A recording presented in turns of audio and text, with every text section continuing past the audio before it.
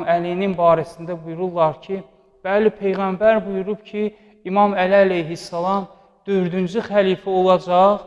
İmam Əli əleyhissalam da elə 4-cü xəlifə oldu.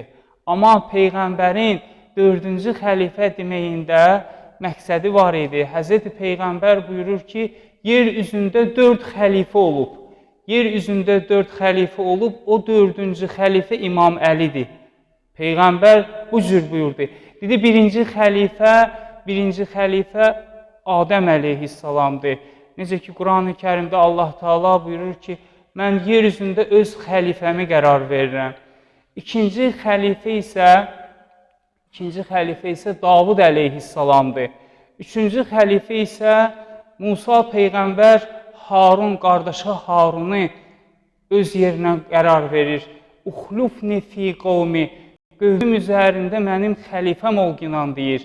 Üçüncü xəlifə isə Musa əleyhissalamın qardaşı Harun, dördüncü xəlifə isə İmam Əli əleyhissalamı bu cür nə demişdir? Bəli, İmam